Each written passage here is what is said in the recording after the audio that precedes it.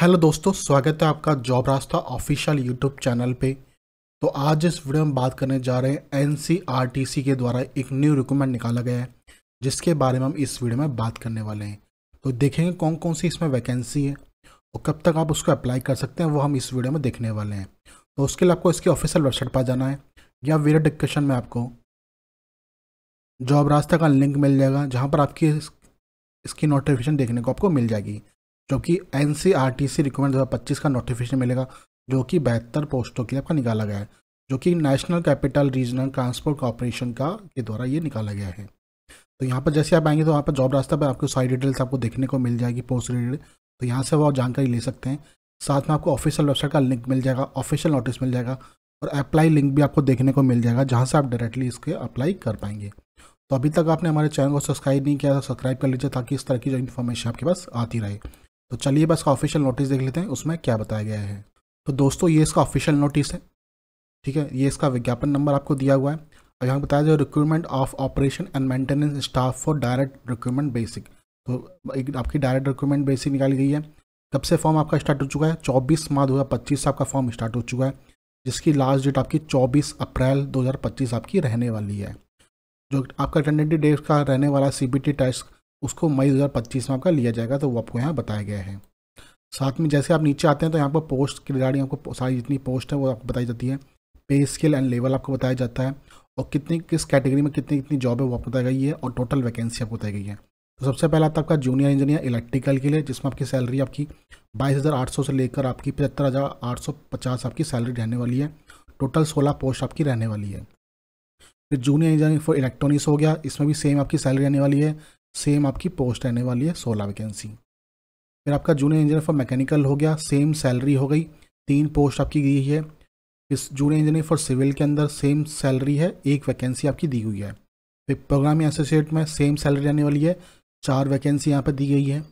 Assistant HR के अंदर आपकी है 20,250 सैलरी से लेकर 56,500 के साथ आपकी सैलरी रहने वाली है।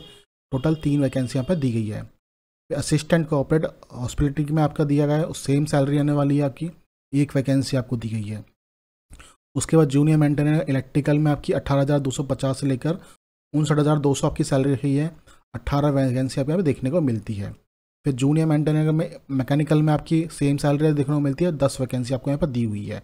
तो टोटल आपकी 72 वैकेंसी आपकी यहाँ पर दी हुई है, तो आप यहाँ पर चेक कर पाएंगे।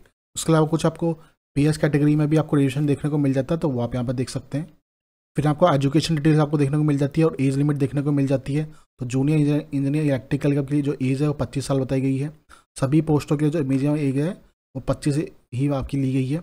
अब क्वालिफिकेशन की बात करें तो इसमें आपसे 3 ईयर का डिप्लोमा मांगा है इलेक्ट्रिकल इंजीनियर के अंदर। फिर इलेक्ट्रॉनिक्स में आपसे इलेक्ट्रॉनिक्स का मांगा गया है, मैकेनिकल में मैकेनिकल का हो गया, सिविल में सिविल का हो गया। ऐसे आपका प्रोग्रामिंग एसोसिएट में 3 ईयर डिप्लोमा मांगा, computer SC for IT, BC या बीएससी में, और कंप्यूटर साइंस या बीएससी फॉर आईटी, ठीक है।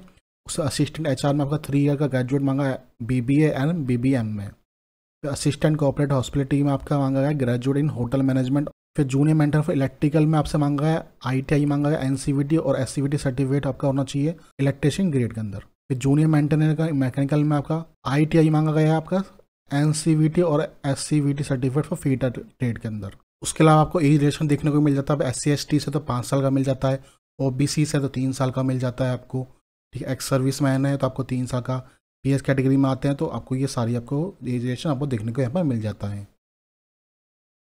सिलेक्शन प्रोसेस बताया गया है। जो आपका सिलेक्शन प्रोसेस है वो कंप्यूटर बेस्ड टेस्ट आपका रहने वाला है, तो वो आपको बताया गया है। सिलेबस आपको कंप्यूटर बेस्ड टेस्ट का आपको इनकी एनसीईआरटी की वेबसाइट पर आपको सेपरेटली मिल जाएगा, तो आप यहाँ पर देख पाएंगे। जो आपका सीबीटी टेस्ट होना हुआ उसमें 100 क्वेश्चन आपके आने वाले हैं, ठीक है। टोटल मार्क्स आपका 100 रहने वाला है, ठीक है। हर क्वेश्चन का आपका 1 मार्क्स आपका मिलने वाला है, 9 नेगेटिव मार्क यहाँ पर दी गई है। जो टेस्ट का टाइम रहने वाला है वो 90 मिनट आपका यहाँ पर रहने वाला है, जो आपको यहाँ बताया गया है।